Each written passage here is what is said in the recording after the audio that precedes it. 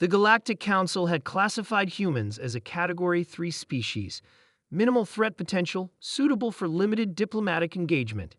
This assessment was based on humanity's relatively small stature, unimpressive natural defenses, and the absence of evolutionary advantages like venomous secretions or natural armor that many Council races possessed. Ambassador Trelk, a 7-foot-tall reptilian diplomat from the Voshan hegemony, had been assigned to Earth as part of a standard cultural exchange program. The Voshans, with their naturally armored exoskeletons and impressive physical strength, viewed the posting as little more than a courtesy mission to an insignificant world. These humans are quite docile, Trelk reported during his weekly transmission to the Council. They spend most of their time engaged in recreational activities and seem to have little interest in galactic politics. The Council was pleased. Another harmless species to add to their network of trade partners. Earth had resources and humans were eager to access alien technology. A mutually beneficial arrangement with minimal risk. That assessment changed during what humans called a dinner party at the United Nations headquarters in New York. Captain Jack Miller was not supposed to be there, a last-minute substitution when a diplomat fell ill. The Marine had been pulled from his security detail and thrust into formal attire. His commanding officer had given him simple instructions. Smile, shake hands, don't talk about work. Miller had followed those instructions for precisely 43 minutes before Trelk approached him. "You are not like the others," the ambassador observed, his translator converting his clicking sounds into English. "Your posture suggests military training." Miller nodded. "Marine Corps, sir. 15 years of service." "Fascinating." Trelk's head crest expanded slightly, indicating curiosity. "We were told humans had military forces, but we assumed they were ceremonial. What function do you serve in a society without external threats?" Miller took a sip of his water. "Well, before we knew about the galactic community, we had our own conflicts to deal with." "You mean humans fight other humans?" Trelk's translator couldn't quite capture his tone of disbelief. "Throughout our entire history," Miller confirmed. Trelk's compound eyes blinked rapidly. "For what purpose? Resource allocation?" Sometimes ideology, sometimes just because one group didn't like another group," Miller shrugged. "We've gotten better about it recently, but conflict is woven into our history." The conversation might have ended there, but Ambassador Lore of the Palaxian Collective joined them.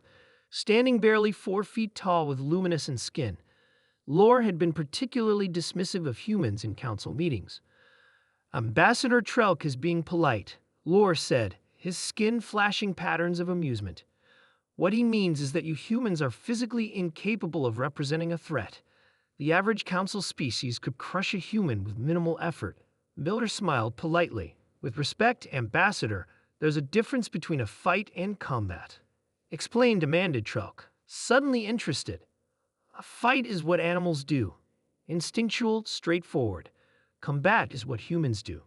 It's systematic, strategic violence with defined objectives." Miller set his glass down. "We don't win because we're stronger. We win because we've spent thousands of years perfecting the art of defeating stronger opponents." The room had grown quieter, more aliens drifting toward their conversation. "For instance," Miller continued, "the Voshan exoskeleton is impressive, but the joints are vulnerable. Your species has excellent distance vision, but poor peripheral awareness. In a theoretical conflict, human forces would attack at night, target joint connections, and use irregular patterns of movement to exploit your visual tracking limitations." Trelk's crest flattened against his skull, a sign of alarm.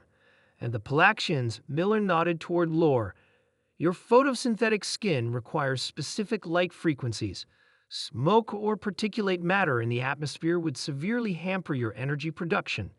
Your coordination suffers in low light. Again, just theoretical observations." "How do you know these things?" Lore demanded, his skin now pulsing with patterns that needed no translation. "It's my job to notice," Miller said simply. "Every human military trains observers. We study, we adapt, we plan. That's combat." An uncomfortable silence fell over the gathering. "But surely your species has evolved beyond such thinking," another alien suggested. Your world is peaceful now. Peace is our preference, Miller agreed, but readiness is our policy. Every human nation maintains combat forces because our history has taught us that peace must be defended.